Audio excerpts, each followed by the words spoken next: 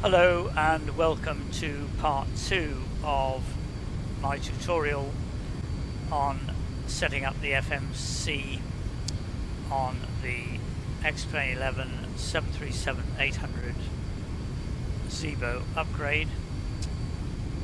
Zibo upgrade is a great improvement and I really do recommend it. We set up the FMC in part 1, so if you haven't seen that, then I do recommend that you do look at it, because if you don't complete all the bits that are required on the screens on the FMC, then it is quite likely that the VNAV in particular will not work. And it is perfectly feasible, as we saw in that video, to switch, once you've set up the FMC, to switch on the VNAV and the LNAV while still on the ramp, and that will tell you whether or not the system is happy with what you've done. It's actually a bit pointless getting to the runway and switching them on and then finding out that they won't switch on. So in part 1 it's fully explained as to what needs to be done, and then we are on a flight now from Manchester, United Kingdom, which is Echo Golf Charlie Charlie, to Bristol, United Kingdom, which is Echo Golf Golf Delta.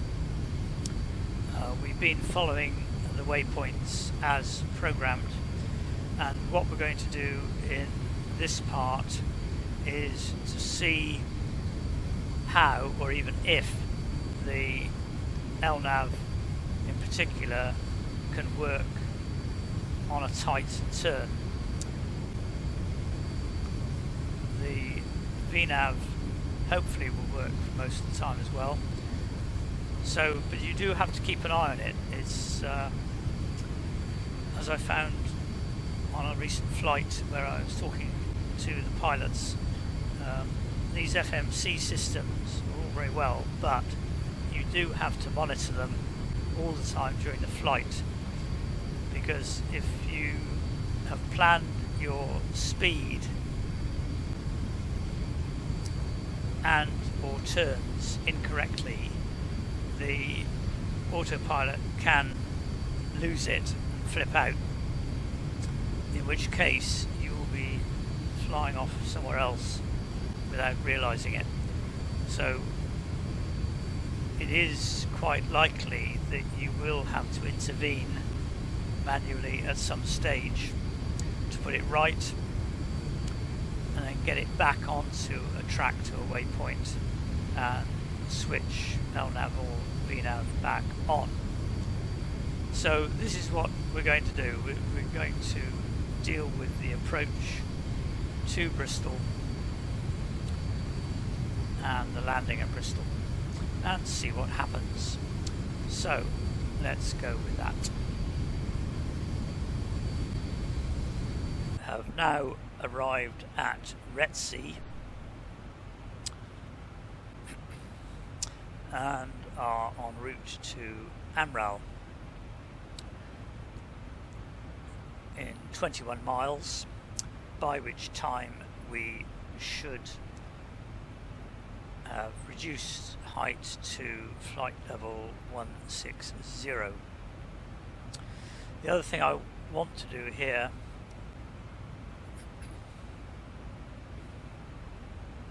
is runway 27. On the run-in, I want to be going slower than this. I don't want to go from 240 knots to 147 knots in 0.4 of a mile. So what I'm going to do is change this. So I'll change that to 170 at 2,500 feet.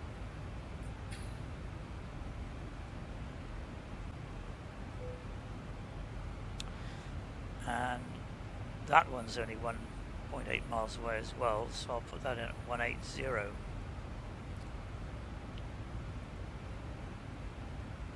at 3,000 feet.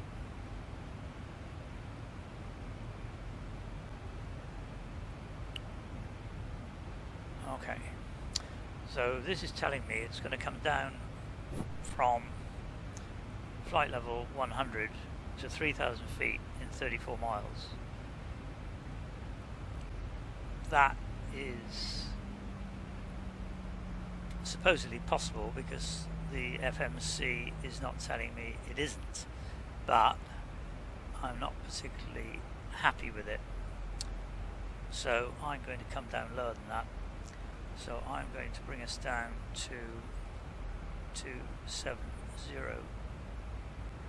knots at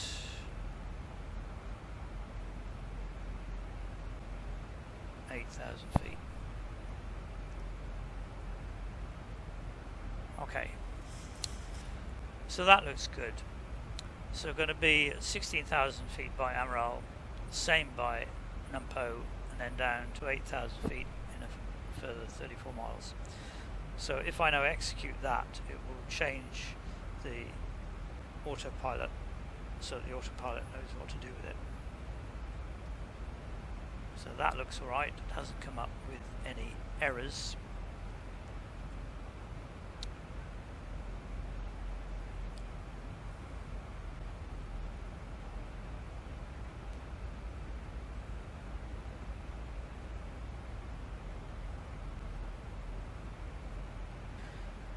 The other thing I would usually do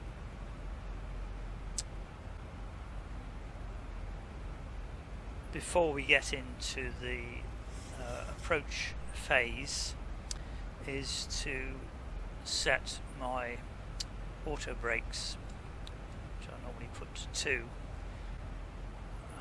Although it would be on the checklist, I would rather put it on so that I know it's going to happen.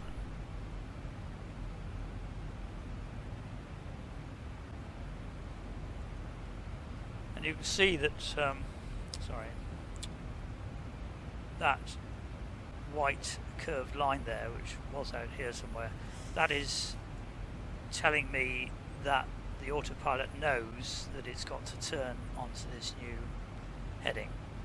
So we're now on 206 on this leg, so I will go to control panel up here, put it to 206, so that's fine. So everything's set up on here in order.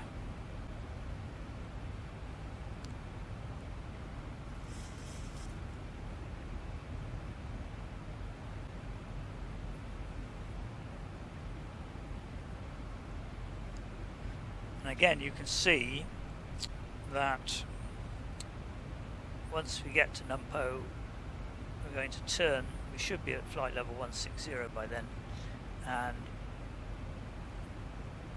it's then the top of descent for the next run down to 8,000 feet.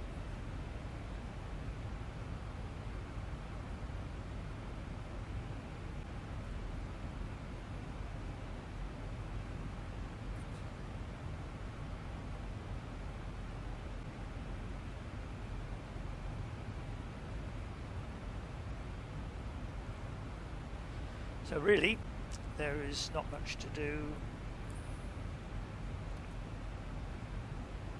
apart from enjoy the flight.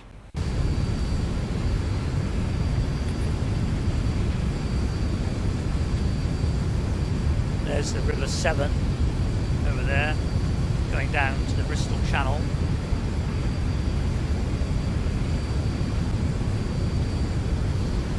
These, of course, are the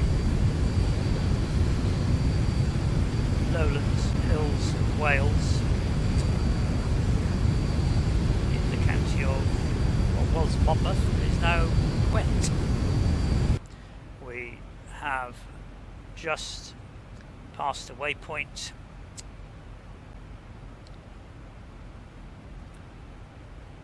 at Numpo and are now proceeding to LROV to land at Bristol on runway 27, and we are now approaching the top of descent to come down from flight level 160 to 8,000 feet.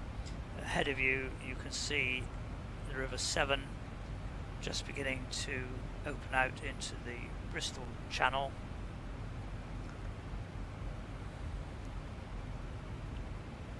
And we are now turning onto the route to the next waypoint, LROV.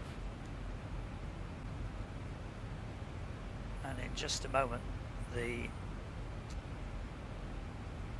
height should start descending to 8,000 feet. There we go. And we have already set our altitude to the airport height of 700. It's actually 619, but you set it higher and the altitude can't be set to 619 anyway. And we're now on 114, so I'll put that to that, heading to 114. And I've already set our courses on both sides to 270, which is our landing.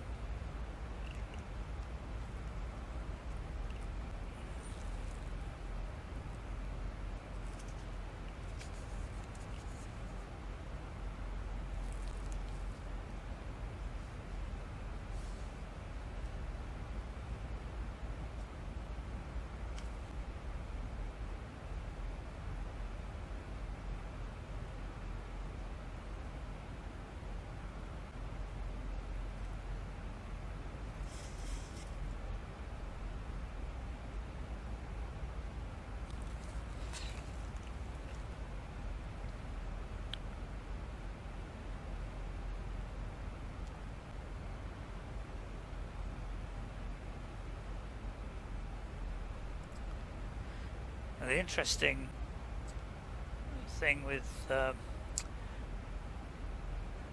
autopilot on here is that it may miss sharp turns, and as you can see at LROV,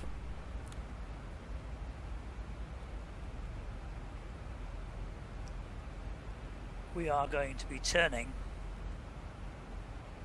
to be able to land there. Now, whether or not the autopilot will do that is debatable. We'll have to wait and see, because sometimes it misses. So we're going to watch this very, very carefully, and we may have to take over manually. See that we are reducing height towards 8,000. We should be at 8,000 there. Our speed also is supposed to be reduced, because we have to be going slow enough to be able to let the aircraft make the turn on autopilot. So we will see.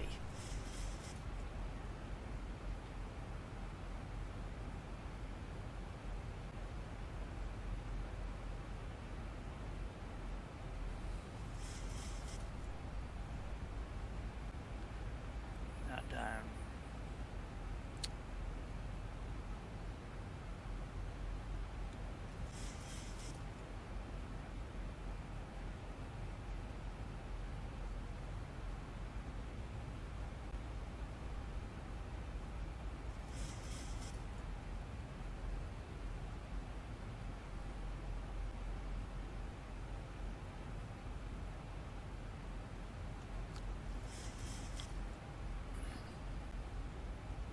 You can see that once we get to LROV, we are going to slow down even more. I I think that's actually much too fast.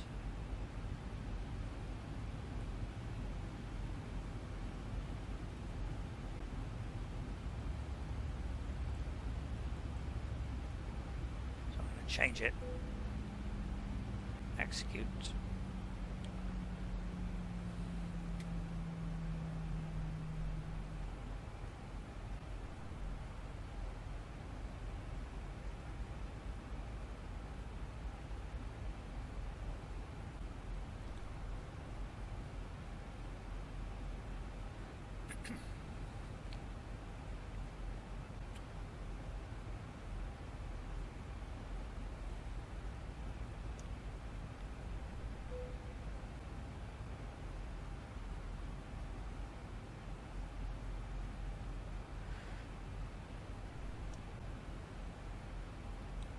This is not looking as if it's going to do this for me.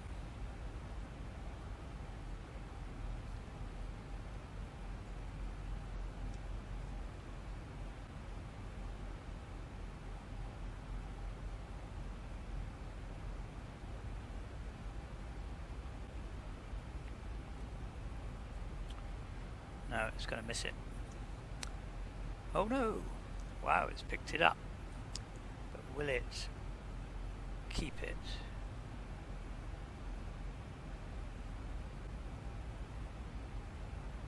Sometimes it does, sometimes it doesn't.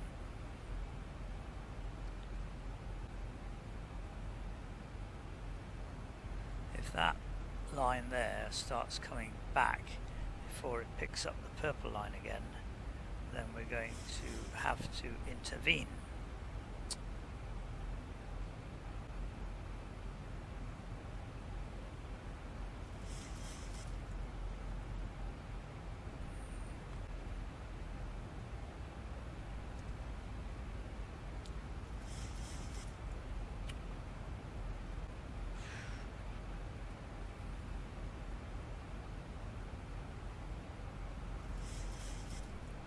No, I think we are going to have to intervene here. So what I'm going to do is switch off our LNAV, and I'm going to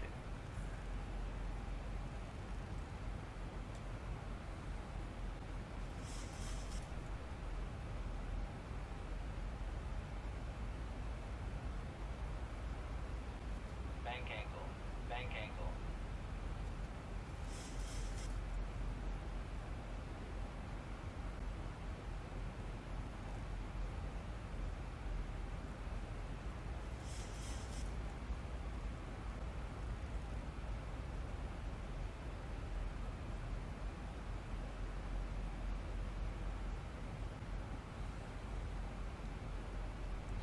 I don't think this is going to work. We're going to be too far 2500. over, so I'm going to turn back.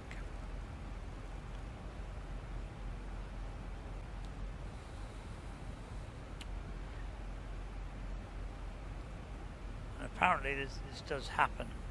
I ran it on and let it go to see what it did, but normally you would intervene much earlier in that.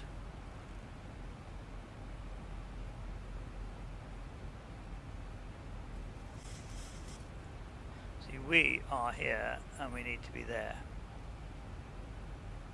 So I'm going to turn back that way to come back in, because what we were doing is going like that. So that would have been completely wrong.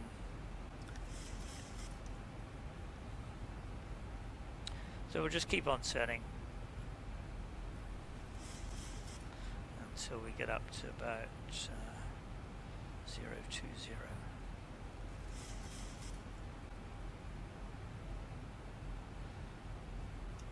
And we're at 2,500 feet, which is our glide path position. Height. I'm just coming up to 090 there, so I need to take it further.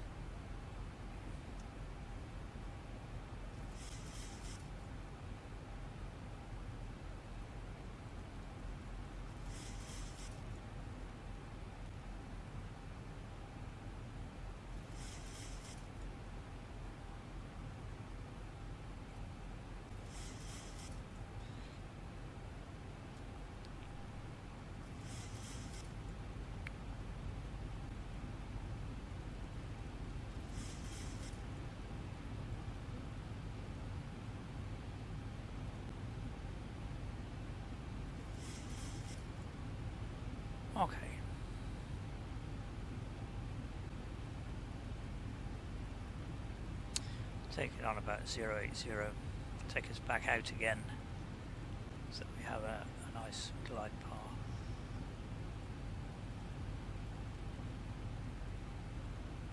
Right, that'll do.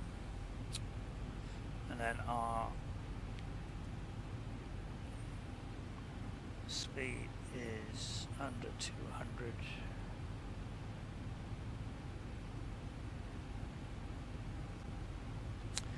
So we can prepare for landing.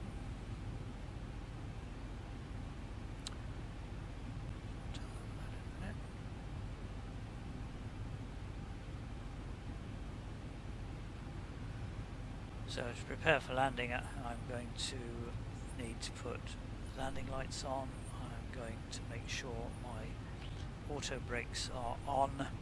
I'm going to need some flaps. Probably won't need any speed brakes.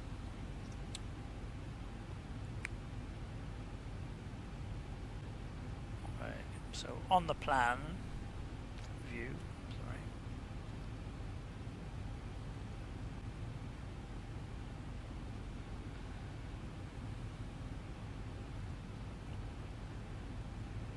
We to turn anytime now, really, to go around there. So what we can do is we can bring us round to 360,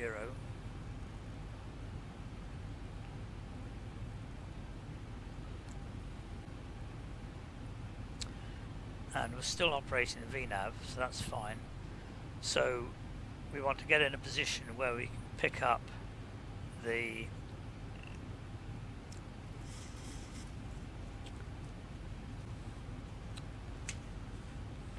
auto approach.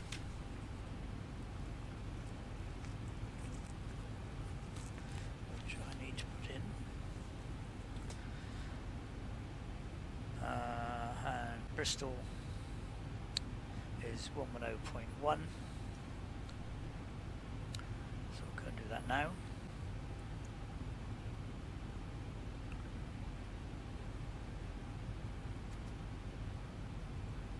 On 0.1 on that side, and we'll do it again on this side.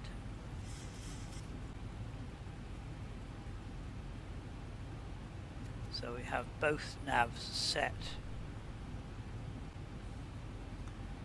Okay, so this is looking reasonably good. So that we're ready for finals, I will put the undercarriage down, and I will also put 5 degrees of flaps.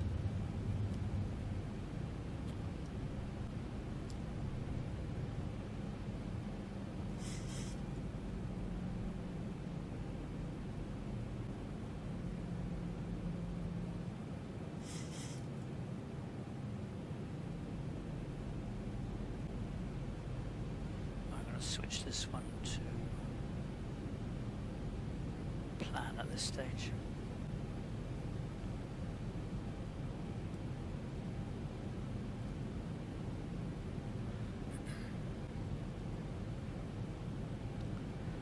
So our speed is good and our height is good.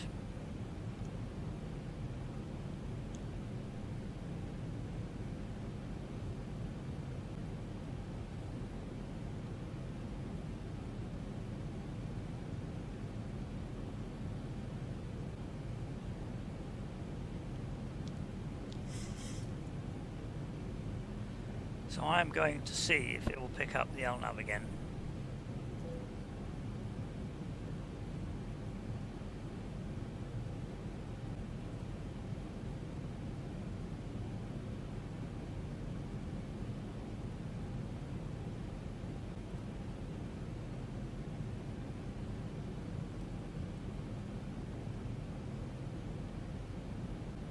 Doesn't look as if it wants to.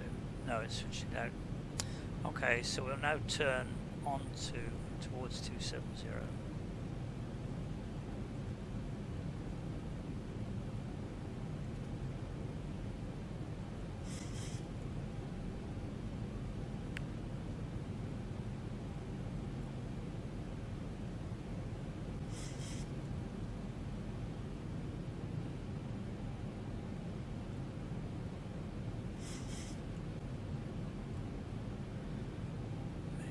quite as much as that.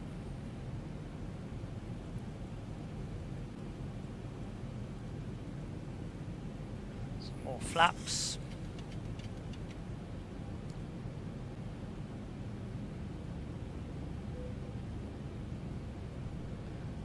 Just coming onto the screen there now.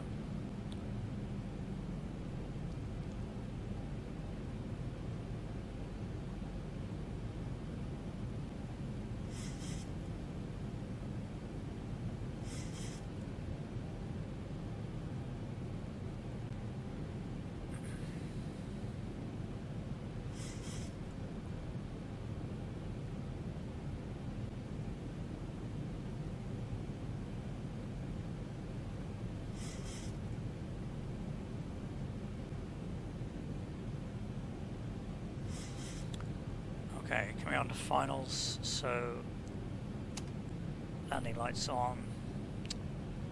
Those should have been on continuous anyway. Those should have all been on.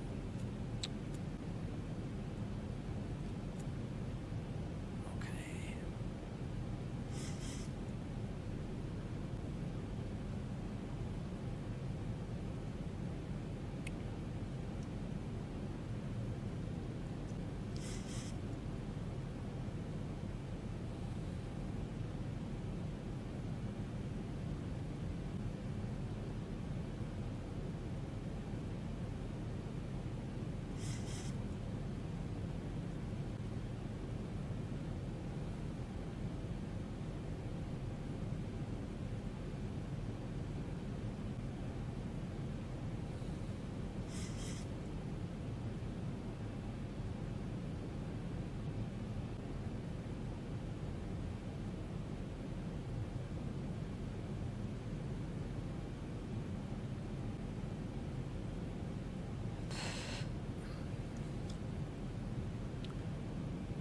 Full flaps.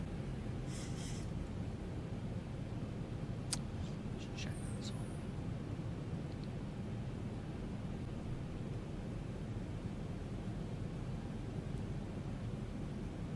on. Okay, so the runway should be ahead of us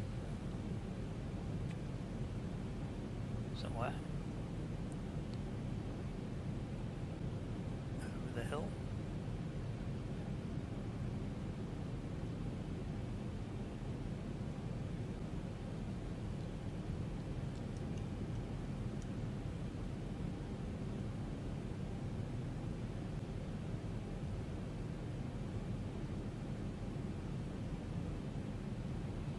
Okay. Right, switch my LNAV back on hopefully as well. Yeah.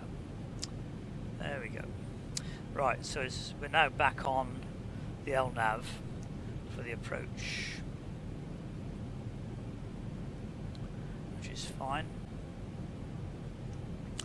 And now we'll just wait to pick up the ILS.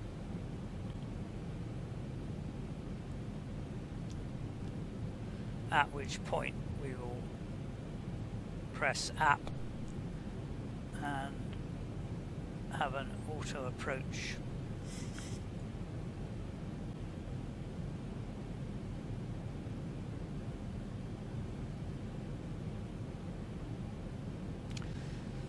So we've got landing lights on, we've got full flaps, we've got undercarriage down.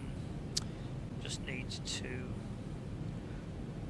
tell everyone we're going in. Prepare for landing. That's fine.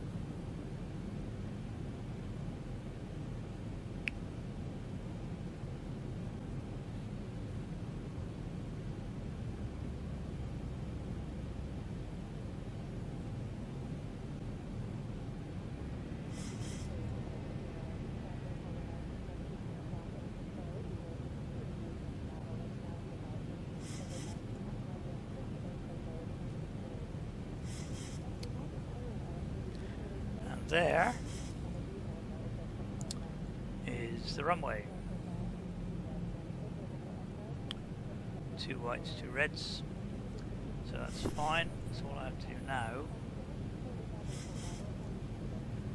is see if this works.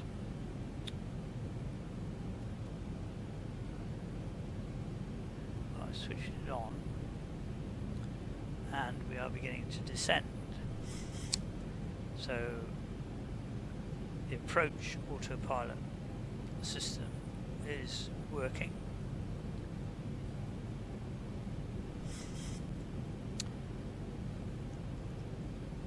So we're on the glide path. Now when we come in 1,000. we're at 1,000 feet, stabilized, Mr. Perch, altitude set. When we get to 300, I will switch the auto 1,000 throttle to off. go. Because if you leave the auto throttle on when you land, then when you touch down, it will try and take off again. So you need to switch that off. So I switch that off at 300 feet, and I disengage the autopilot completely at 100 feet or thereabouts. So that's what we're going to do. And of course, at 100 or thereabouts, you pull back slightly on the yoke. Well, as you disengage, you pull back to flare for the landing. So I'm now waiting. Seem to be a bit off center, don't we? Why is that? 500.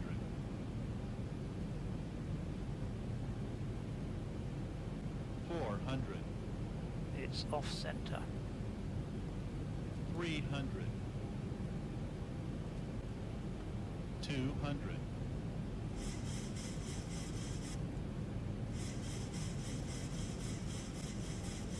100. 50. 40. 30. 20. 10.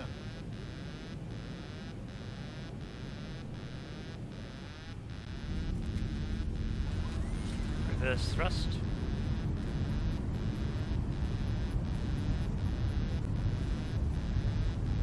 $80 knots. Brakes on.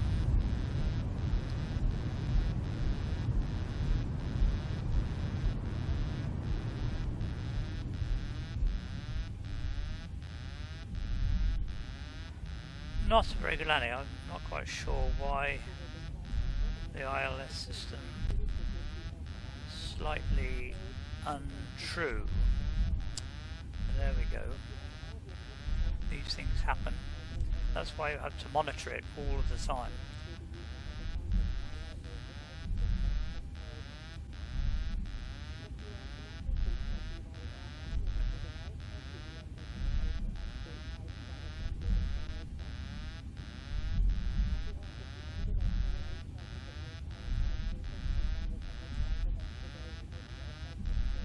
Right, now we've vacated runway, we advise air traffic control we vacated runway 27. Now we're sorted out turning that corner. I can switch these alarms off. Switch my auto brakes off. Switch my landing lights off. Oh, never mind. Do it later. Need to see where I'm going. Put the disengage switch back up. Take the flight director switches off. And there we go. And then we can also raise flaps. And we can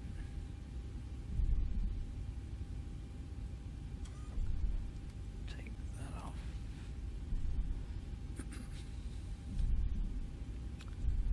So everything else is alright, so that's fine.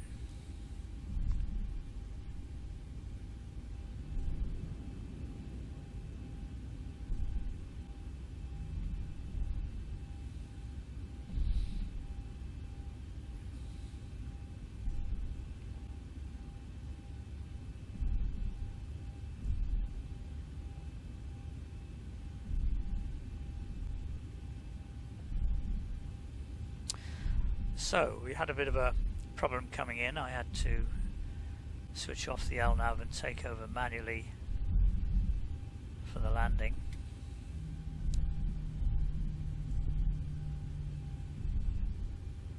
But that's one of those things. Have I got somewhere to park?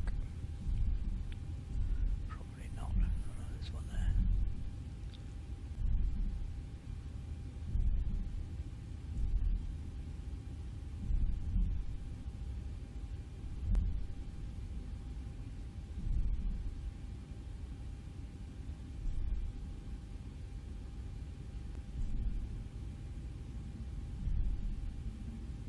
Whoops, can't do that.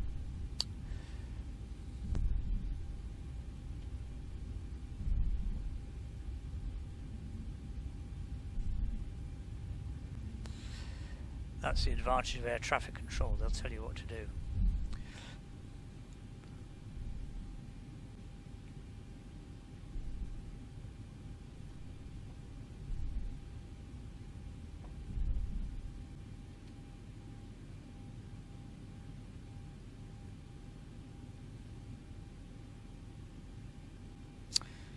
Fine.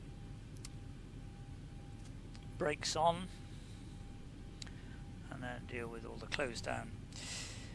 So that was a flight using the setup of the FMC so that we make sure the VNAV and the LNAV are operational. And although we had a problem with the LNAV on that final sharp turn, in general it works. You've just got to monitor it all the time. But as I say, the FMC, you need to fill in all of the details that you can for the VNAV to work, and the VNAV takes a lot of hassle out of the flight if you can get it to work. So thank you very much for being with me on this, and I wish you every success with your own flights. Bye bye.